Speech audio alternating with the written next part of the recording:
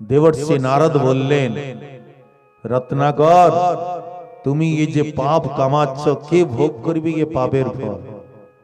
বলে, কেন? আমার মাতা পিতা, আমার স্ত্রী, আমার পুত্র কন্যা সবাই। বলে, কেউই ভোগ করিবে না, নিজের কর্মফল নিজেকেই ভোগ করতে হয়। কথায় বিশ্বাস নাই? জিজ্ঞাসা করে আসো। রত্নাকর বলছে, বাবাজি, আমাকে ঠকাতে পারবে না, আমি যাব জিজ্ঞাসা করতে, তোমরা এদিকে পালিয়ে যাবে। বলে, না, বিশ্বাস হচ্ছে না, আমাদেরকে বেঁধে যাও। গাছে বেঁধে রত্নাকর ঘরে গেল জিজ্ঞাসা করতে। সবাই মানা করে দিলেন। মাতা পিতা বললেন, ভাই দেখ, ছোট অবস্থায় তোকে পালন করে আমরা বড় করলাম, বড় হয়ে তোর কর্তব্য আমাদেরকে পোষণ করা, কিভাবে করবি এটা তোর কাজ, তোর পাপ তাপের আমরা ভাগী নই। স্ত্রী মানা করে দিল। স্ত্রী বলল, আমি তো তোমার সঙ্গে বিবাহ করে এসেছি, আমি অর্ধাঙ্গিনী, গৃহের কাজ আমার, বাহিরের কাজ আমার। পতি যে পত্নীর পোষণ করে, পালন করে, এই সব তোমার দায়িত্ব, তোমার কর্মফল আমি নেব না। পুত্র কন্যাও মনা করে দিলেন। রত্নাকর নারদের চরণে পড়ল, বাবা আমার কি গতি? বলি, সমস্ত পাপ কর্ম ফল তোকেই ভোগ করতে হবে। বলে, বাবা কোনো উদ্ধারের উপায় নাই? বলে, উদ্ধারের উপায়, প্রথমত উপায় হলো অনুতাপ, পশ্চাতাপ। সব থেকে বড় প্রায়শ্চিত হলো পশ্চাতাপ। পশ্চাতাপ এমনি নয় পশ্চাতাপও করছি আর পাপও করছি, তা নয়। পশ্চাতাপ, অনুতাপ এক প্রকার প্রায়শ্চিত হয়। আর দ্বিতীয় প্রায়শ্চিত কেবল রাম নাম, সর্ব মহা প্রায়শ্চিত যে প্রভুর নাম। সেই জন্য রাম নামের উপদেশ প্রদান করলেন, কারণ গুরু বিনু কল্যাণ হবে না। স্বয়ং নারদী নাম উপদেশ দিলেন, কিন্তু তার মধ্যে এত পাপ ছিল, তার মুখে রাম নামই উচ্চারিত হলো না। রাম নামকে এত সহজে আসে নাকি আমাদের? মুখে কি রাম নাম এত সহজে আসে? লোকে বলে, আরে এখন কি রাম নাম জপ করবি, একবার যখন বুড়ো হয়ে যাবে, শ্মশান ঘাটে যাবে, তখন একইবার রাম নাম নিয়ে যাবে। আসবে রাম নাম? সারা জীবন কোনোদিন মুখে আসেনি, আর তখন রাম নাম আসবে? নাম এত সহজ নয়। জনম জনম মুনি যতন করায়ে, অন্তরাম কহি আবত নাহি। আরে বড় বড় মুনিগণ জন্ম জন্ম ধরে যত্ন করছেন, প্রযত্ন করছেন, তাদের গ্যারান্টি নাই অন্তিম সময়ে নাম আসবে কি নাই। আর যারা সারা জীবন এ বিষয় নিয়ে পড়ে আছে, আর মুখে নাম এসে যাবে, এ তো সহজ নয়। রত্নাকর, রাম বল, রামই বলতে পারছে না, মুখে আসছে না। বহু চেষ্টা করলেন, রাম বলতে পারলো না। বলে, মরা মরা বলতে পারবি? সবসময় তো বলতেছিস মারো মারো মারো, মরা মরা বলতে পারবি? বলে, হ্যাঁ মরা মরা বলতে পারো। বলে, ঠিক আছে, এখানে বস আর মরা মরা বলতে থাক। গুরু বাক্যে বিশ্বাস। বলে, যতক্ষণ আমি ফিরে না আসবো এইখানে বসে থাকবি আর মরা মরা বলতে থাকবি। সেই গুরু বাক্যে এমন অটল বিশ্বাস, সেইখানে বসে মরা মরা বলতে লাগলো। উল্টা নাম জপত জগ জানা, বাল্মীকি ভয়ে ব্রহ্ম সমানা। সেই 10 রত্নাকর বাল্মীকি হয়ে গেল। লক্ষ কোটি বৎসর ব্যতীত হয়ে গেল। সত্য যুগের সময় ছিল, অস্তিত্বে প্রাণ ছিল, সেইখানে বসে মরা মরা মরা মরা মরা মরা মরা বলতে থাকুন, এমনি রাম রাম হয়ে যাবে। উল্টা নাম জপত জগ জানা। উল্টা নাম জপ করতে করতে সেই 10 রত্নাকর থেকে সেই দেহে, এ তো ব্রহ্মহত্যা করেছিল, তাকে সেই ব্রহ্মহত্যার ফল ভোগ করতে হয়েছে। সর্ব মহা প্রায়শ্চিত যে প্রভুর নাম, এই তো প্রায়শ্চিত করছে। সেখানে বসে অন্ন জল সবকিছু পরিত্যাগ করে তার শরীরকে পুরো মাটির মধ্যে ঢাকা, পোকা খেয়ে নিলেন, কেবল অস্থি মাত্র। উপরে মাটির পাহাড়, তথাপি কোনো দিকে লক্ষ্য নাই। আর গুরুর আদেশে মারা মারা বলতে চলে যাচ্ছে। কোটি বৎসর ব্যতীত হয়ে গেল। তার তপশ্চর্যাকে দেখে আকাশ মণ্ডলের সমস্ত দেবতাগণ এসে গেলেন, বরুণকে আদেশ দিলেন, বরুণ বৃষ্টি করলেন, মাটির পাহাড় ধুয়ে গেল। স্বয়ং ব্রহ্মা কমণ্ডল থেকে জল ছিটা লাগালেন, দিব্য দেহকে ধারণ করে ঋষি বাল্মীকি হয়ে প্রকট হল। আর যিনি এমন ত্রিকাল দ্রষ্টা ঋষি ছিলেন, রাম অবতারের আগেই তিনি বাল্মীকি রামায়ণ লিখে রেখে দিয়েছিলেন। কলমশাপহম, গোপীগণ বলছেন এ কথার যারা আশ্রয় গ্রহণ করেন তাদের সমস্ত কলমশ প্রারব্ধ নষ্ট হয়ে যায়। একটি ভক্তমালে একটি ঘটনা আছে, গোবর্ধনে এক মহাত্মা ভজন করতেন প্রাচীন কালে। সেই মহাত্মা দিনে একবার বেরি হইতেন, মাদুকুরি করে আবার কুটিরের মধ্যে চলে যেতেন। তিনি দেখছেন এক ব্যক্তি সেখানে ঘোরাঘুরি করছে, তার গায়ে একটি কালো কম্বল, আর তার দেহের থেকে অত্যন্ত দুর্গন্ধ আসছে। একদিন মহাত্মা জিজ্ঞাসা করলেন, ভাই তুমি কে, এখানে কেন ঘোরাঘুরি করছো, কোনো আমার থেকে কোনো প্রয়োজন আছে? বলে হ্যাঁ মহারাজ, আপনার থেকেই প্রয়োজন। বলো। বলেন আমি হলাম কুষ্ঠ রোগ, আমি আপনার দেহের মধ্যে আসব। বলে এসে যাও। বলে দেখুন মহাত্মা, আপনার একটি বিশাল প্রারব্ধ আছে, 12 বৎসর কুষ্ঠ ভোগ করতে হবে, এই জন্য আপনার দেহের মধ্যে আমি প্রবেশ করব। মহাত্মা বলে আসো প্রবেশ করো। তখন কুষ্ঠরোগ বলছে, মহারাজ আপনার যে ভজনের তেজ, তাতে আমি আপনাকে স্পর্শ করতে পারছি না, আপনি একটু নাম জপকে বন্ধ করলে তবেই আমি আপনার মধ্যে প্রবেশ করব। মহাত্মা বললেন 12 বৎসর নাম জপ বন্ধ? বলে ইয়ে কখনই হবে না। তখন কুষ্ঠরোগ বলছে, বলে আমি 6 বৎসর কম করে দিয়েছি, 6 বৎসর আপনারা প্রারব্ধ শেষ, 6 বৎসর জন্য আমাকে স্বীকার করুন। বলে 6 বৎসর ও নাম জপ বন্ধ, সেও সম্ভব নয়। তখন কুষ্ঠরোগ বলল, আচ্ছা ঠিক আছে মহারাজ, 6 মাসের জন্য আমাকে স্বীকার করুন। মহাত্মা বললেন 6 মাসের জন্য ও নাম বন্ধ করা, নাম ছড়া আমার পক্ষে অসম্ভব। বললেন 1 মাস? বলে সেও হবে না। বলে 1 দিন? কুষ্ঠরোগ বলল, মহাত্মা যদি আপনার এইটুকুই প্রারব্ধ অবশিষ্ট আছে, 1 দিনের জন্য আমাকে স্বীকার করো, নইলে আপনাকে এই ফলটাকে ভোগ করার জন্য আবার জন্ম নিতে হবে। তখন মহাত্মা 1 দিনের জন্য কুষ্ঠ রোগকে স্বীকার করলেন। তাৎপর্য কি? কোথায় একটি বিশাল প্রারব্ধ ছিল 12 বৎসর, আর 12 বৎসরের প্রারব্ধ 24 ঘন্টা মধ্যে কলমশাপহম, এই কথা, এই নামের যারা আশ্রয় গ্রহণ করেন তাদের সমস্ত প্রারব্ধ খণ্ডিত হয়ে যায়। শ্রবণ মঙ্গলম শ্রীমদাততম, শ্রবণ মঙ্গলম, শুনলেই মঙ্গল হবে।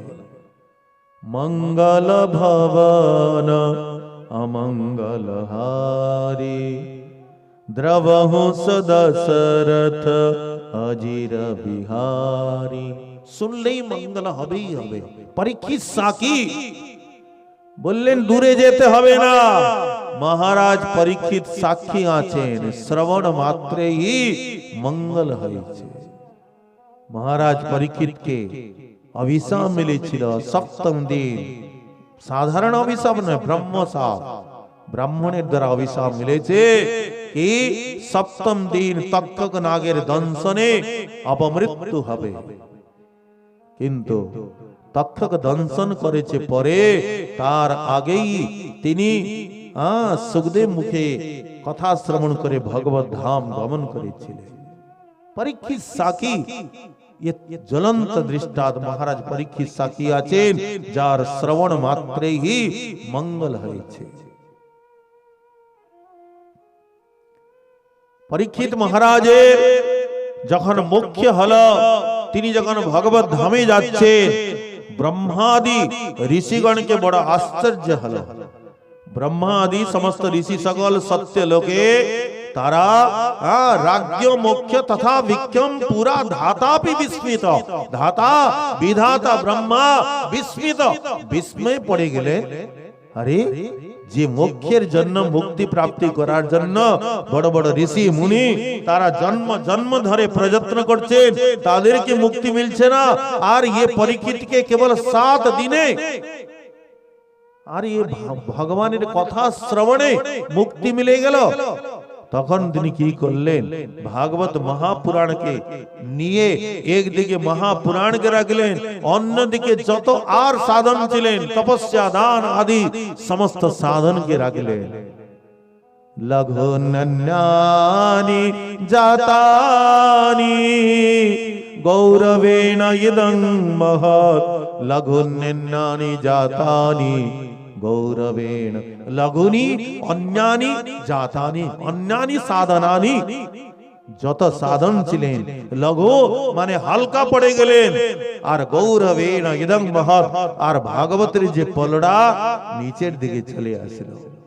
তখন ঋষিগণ বলিলেন, মেনিরে ভগবত রূপম শাস্ত্রং ভাগবতম খলু। ये যে ভাগবত, भागवत माने ये चैतन्य चरितामृत, ये सब ही भागवतेर अंतर्गत। ये साक्षात भगवानेर रूप, एर श्रवणे, एर दर्शने, एर प्रणामे सब प्रकार जीवेर कलमश नाश हय। श्रवण मंगलम, सुनलेई मंगल हबेई हबे। एक बार ভক্তমালে আরেকটি ঘটনা আছে। মান্ডব্য ঋষি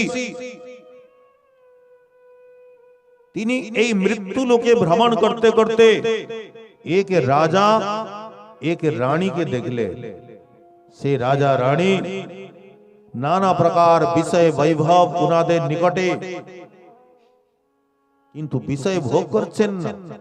তারা ভোরবেলা উঠে ভগবানের মন্দির উদ্ঘাটন করে মন্দিরে ঠাকুরের মঙ্গলারতি করছেন। মঙ্গলারতি পশ্চাৎ মন্দিরের মার্জনা করছেন, ঠাকুরের জন্য পুষ্প চয়ন, তুলসী চয়ন, চন্দন ঘিসা মালা বানাচ্ছেন, ঠাকুরকে স্নান করাচ্ছেন, ঈষৎ উষ্ণ জলে স্নানান্তে বস্ত্র পরিধান করছেন, শৃঙ্গার করছেন, বাল্য ভোগ লাগাচ্ছেন। ভোগ পশ্চাৎ রাজভোগের তৈরি করছেন। মধ্যাহ্নে রাজভোগ লাগিয়ে অভ্যাগত বৈষ্ণবগণকে বিপ্রগণকে ভোজন করাচ্ছেন। ভোজন করিয়ে নিজেরা ভোজন করছেন। তৎপশ্চাৎ যদি সময় থাকে কিছুক্ষণ গ্রন্থ পাঠ করছেন, মালা জপ করছেন, আবার সায়ংকাল ভগবানকে জাগাচ্ছেন।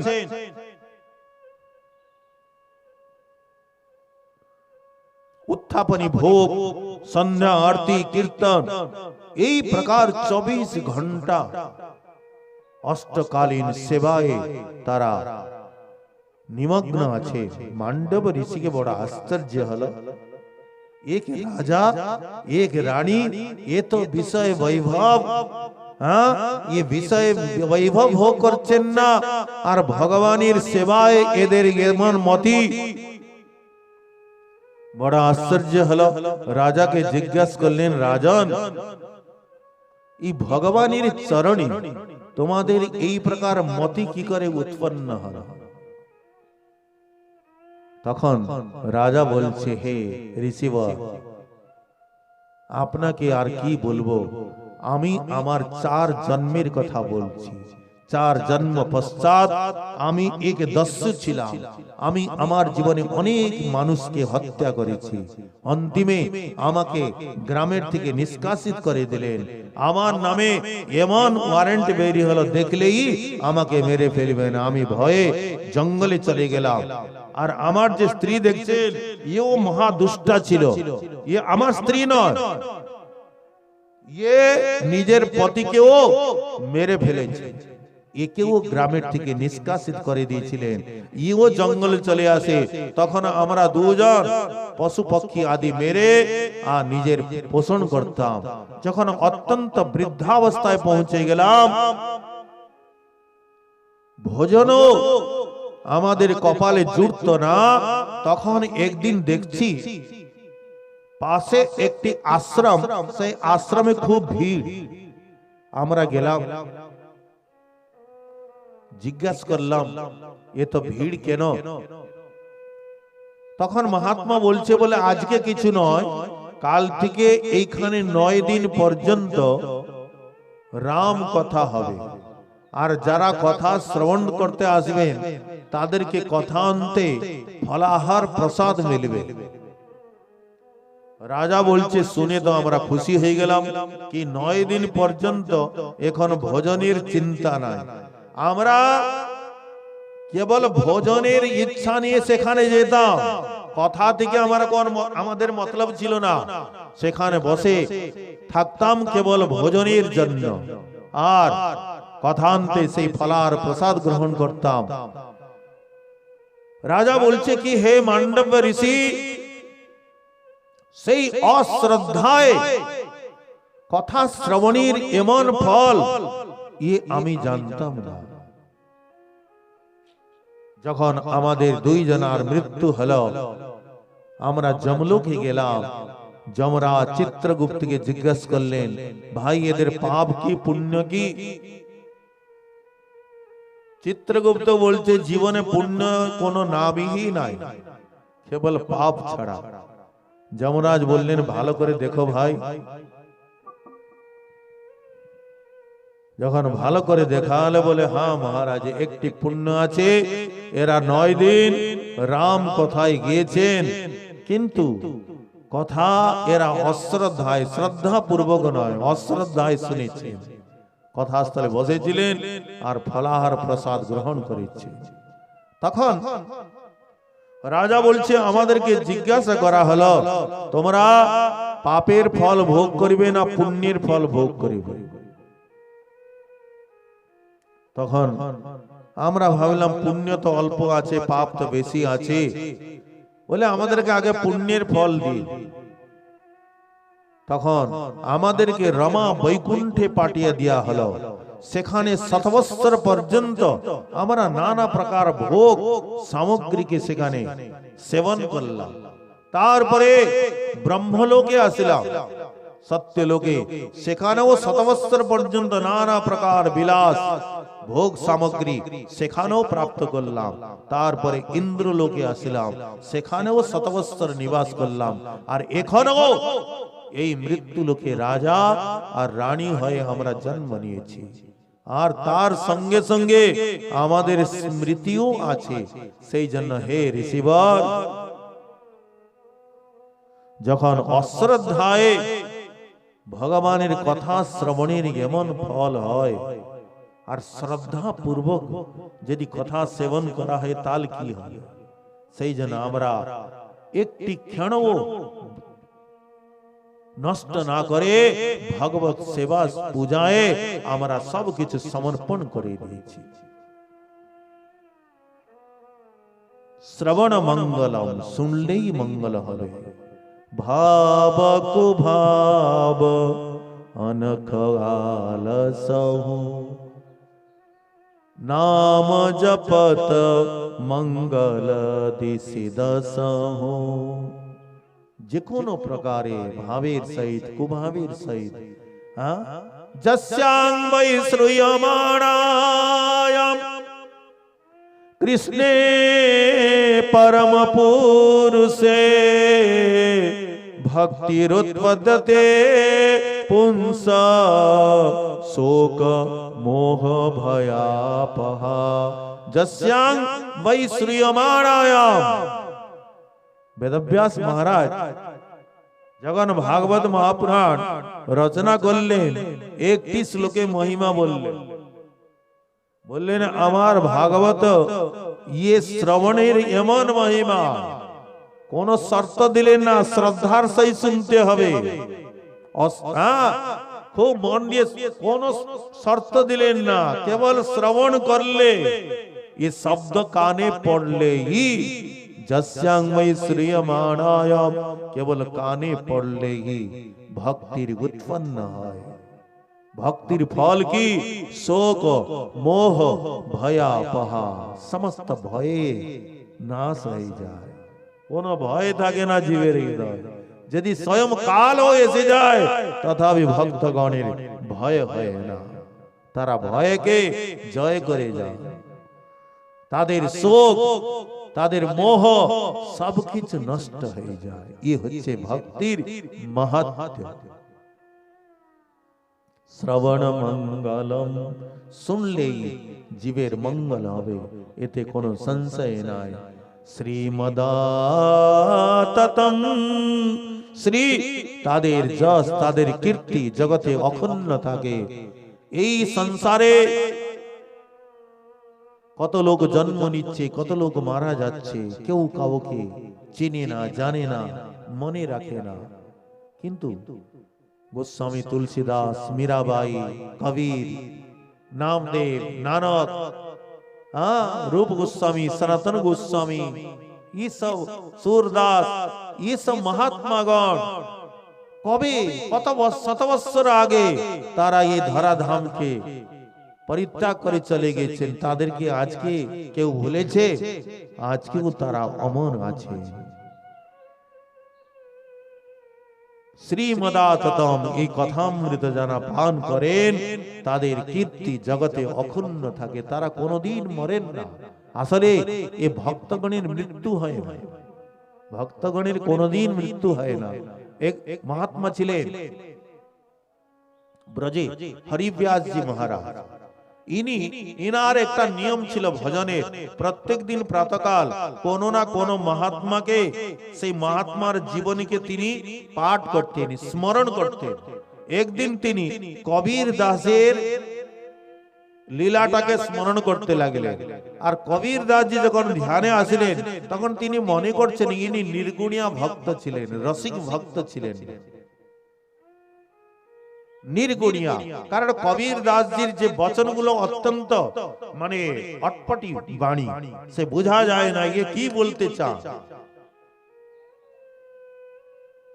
এই জন্য উনি বললেন ইনি নির্গুণিয়া ভক্ত ছিলেন, ভগবানের সরস ভক্ত ছিলেন না। আর যেই কবির দাসের প্রতি তিনি এই প্রকার মনে ভাব আনলেন, উনার চরণে অপরাধ হয়ে গেল। আর ইনি যে ভগবানের রাধা কৃষ্ণের লীলা স্মরণ করতেন, লীলাটা অন্তর্ধান হয়ে গেল। অনেক চেষ্টা করে সেই লীলাটা আর স্ফূর্তি হচ্ছে না। তখন মহাত্মাগণকে জিজ্ঞাসা করলেন আমাকে লীলাটা স্ফূর্তি হচ্ছে না কেন? সমস্ত মহাত্মাগণ বললেন লীলা স্ফূর্তি না হবার একটি কারণ মহৎ অপরাধ, বৈষ্ণব অপরাধ। এই বৈষ্ণব অপরাধ হি একটি এমন অপরাধ যে অপরাধে এই লীলা স্ফূর্তি বন্ধ হয়ে যায়। তখন বললেন আমি তো কোনো বৈষ্ণবের অবজ্ঞা করি নাই। বলে আপনি ভালো করে স্মরণ করুন। স্মরণ করতে করতে মনে আসলে হ্যাঁ ঠিক কথা, আমি প্রাতঃকাল কবির দাস প্রতি এই প্রকার ভাব এনেছিলাম।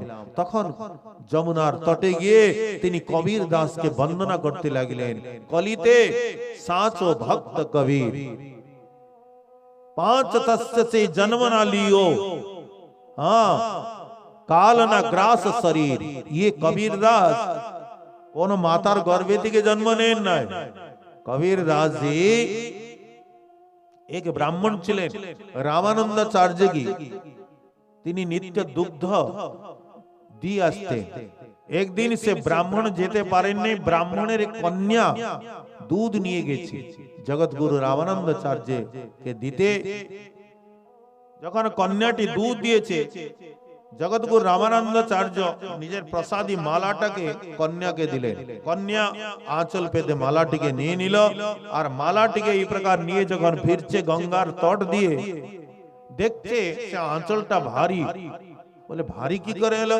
যখন খুলছে দেখছে এক বালক। কন্যা তো ভয়ভীত হয়ে গেল, এখন আমার বিবাহ হয় নাই, আর একটা বালক সেই গঙ্গার যে তট, সেখানে কাশীতে কাশীপুরীতে সব সেখানে ঘাট বানানো আছে, সেই সিঁড়িতে বালকটিকে শুয়ে দিয়ে আর সে কন্যা চলে আসে ভয়ে, আর তাকে এক মুল্লা এক মুসলমান প্রাপ্ত করে পালন করেছিলেন। এই জন্য উনাকে কবির দাস জিকে মুসলমান বলা হয়। বস্তুত তিনি মুসলমান না। হরিব্যাস জি বলছেন 5 তত্ত্ব সে জন্ম না লিও, ইনি কোন মাতৃ গর্ভ থেকে জন্ম নেন নাই। আর যখন অন্তিম সময় হলো, যখন ইনি দেহ ছাড়বেন, কাশীতে পুরো জীবন ইনি ভজন করলেন। আর যখন প্রাণ ত্যাগ করিবেন, কাশীতে একটি এমন কথা আছে, কাশীতে যে প্রাণ ত্যাগ করে ভগবান শিব তার কানে রাম নাম প্রদান করে, তাকে মুক্তি প্রাপ্তি হয়। আর কাশীর নিকটে একটি জায়গা আছে মগহর, সে জায়গাটার নাম, সে এত অপবিত্র স্থল, সেখানে যার মৃত্যু হয় তার নরকে গমন হবেই হবে। এই প্রকার একটি প্রবাদ আছে। তো শ্রী কবির দাস জি বললেন, আমি মগহরে গিয়ে প্রাণ ত্যাগ করব, দেখি কোন যমরাজ আমাকে নরক নিয়ে যাচ্ছে, আমি দেখব। মগহরে চলে গেলেন। অন্তিম সময়ে একটি কুটিরের মধ্যে তিনি বন্ধ ছিলেন। একদিকে সনাতন ধর্মাবলম্বী হিন্দুগণ বসে আছেন। হিন্দুগণ বলছেন, আমরা ইনাকে সমাধি দেব আর সমাধির পুজো করব, অথবা অগ্নি সংস্কার করব। আর একদিকে মুসলমান ভাইগণ বসে আছেন, তারা বলছেন, না না, ইনি আমাদের পরিবার জন্ম নিয়েছেন, আমরা কবর দেব। ভিতরে গিয়ে যখন দেখেছেন উনার দেহই নাই, উনার দেহটাই ছিল না, দেহের শুদ্ধই তিনি অন্তর্ধান হয়ে গেছিলেন। তাই হরিব্যাস জি মহারাজ বন্দন করছেন, 5 তত্ত্ব সে জন্ম না লিও, কাল না গ্রাস শরীর। হরিব্যাস জি মহারাজ এসেছিলেন 250 অথবা 300 বছর পূর্বে। আর কবির দাস জি কবে এসেছিলেন? মহাপ্রভুর আগে 700 বছর হয়ে যাবে। ये কবির দাস, সুরদাস সব একই সময়।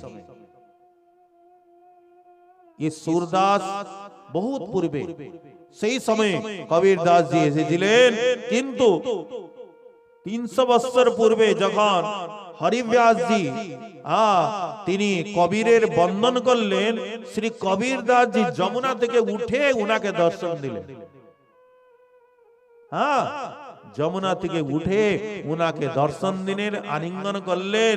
আরে হরিব্যাস, কোনো অপরাধ নাই, দেখো ভগবানের যেমন ইচ্ছা তেমনই হয়। আমাদেরকে পাঠিয়েছেন তখন তো ভক্তির প্রচার হয় নাই, তখন যেমন আমাদেরকে প্রচার করিতে আদেশ দেওয়া হয়েছে আমরা তদ্রূপ প্রচার করলাম। আর এখন ভক্তির ভূমি, তাই তোমরা ভক্তি প্রচার করতে পারছো। তখন ভক্তির এতটা বাহুল্য ছিল না, নানা প্রকার সেখন তখন কর্মকাণ্ড, সেই জন্য আমরা এই প্রকার প্রচার করেছি। তাৎপর্য, এ ভক্তগণের তাদের কীর্তি, এদের কোনদিন এরা নষ্ট হয় না। শ্রীমদাততম, এদের কীর্তি, এদের যশ জগতে অক্ষুণ্ণ থাকে। শ্রবণ মঙ্গলম শ্রীমদাততম ভুবি গৃণন্তি তে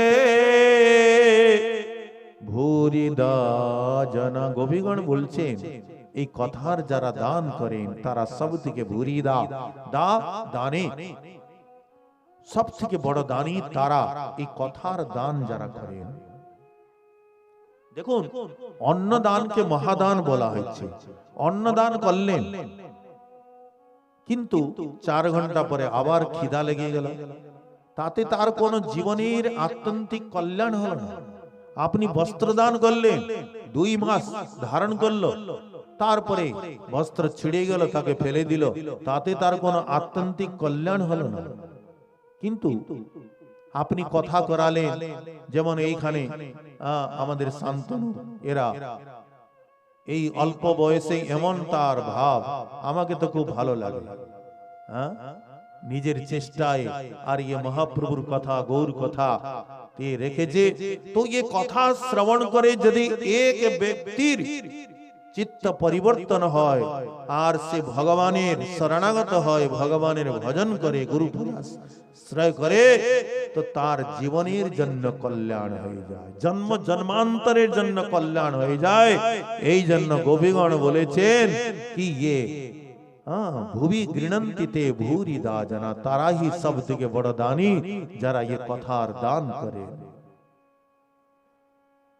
ये কথা এমন, ये কথা অমৃত, যতই পান করিবেন ये তৃষ্ণা শান্ত হয় না, তৃষ্ণা বাড়তে চলে যায়। যত যত পিয়ে তৃষ্ণা বাড়ে অনুক্ষণ, পুনঃ পুনঃ পিয়া পিয়া হয় মহামত্ত, নাচে কাঁদে হাসে গায়ে জয়ছে মহামত্ত। যখন সে প্রেম হয়, কখন নাচে, কখন গায়, কখন হাসে, কখন সে উন্মত্ত হয়। আর মহাপ্রভু কি করলেন? সবাইকে আদেশ দিলেন, দেখো ভাই, ये কলিযুগে যদি বলবে কি যারা যোগ্য পাত্র তাদেরকে হি ये প্রেম দান করা যাবে, বাকি সবাইকে দেয়া যাবে না, তাহলে তো তোমরা পাত্র খুঁজে পাবে না। সেই জন্য পাত্র কোনো বিচার রাখবে না, সবাইকে পাত্র বিচার নাহি, নাহি স্থান, যেই যাহা পায়ে তাহা করে প্রেম দান, লুটিয়া খাইয়া দিয়া ভান্ডার উজাড়ে, আর আশ্চর্য ভান্ডার প্রেম শতগুণে ভাড়ে। এই এমন ভান্ডার, প্রেমের ভান্ডার, যতই দিয়ে খালি করতে চায় আর ততই সে ভরে যাচ্ছে। উথলিয়া প্রেম বন্যা চৌদিকে বেড়ায়, আর স্ত্রী বালক বৃদ্ধ যুবা সবারে ডুবায়। মহাপ্রভুর প্রেম বন্যায় কেউই বঞ্চিত হলেন না, স্ত্রী বালক বৃদ্ধ যুবা সবাই সেই প্রেম বন্যায় ভাসতে লাগলেন। সজ্জন দুর্জন পঙ্গু জড় অন্ধ প্রেম বন্যায় ডুবাইল জগতের জল, সবাইকে সে প্রেম বন্যায় ডুবালেন। জগত ডুবিল জীবের হইল বীজনাশ, তাহা দেখি পাঞ্চজনার পরম উল্লাস। যত যত প্রেম বৃষ্টি করে পঞ্চজনে, তত তত বাড়ে জল ব্যাপে ত্রিভুবনে।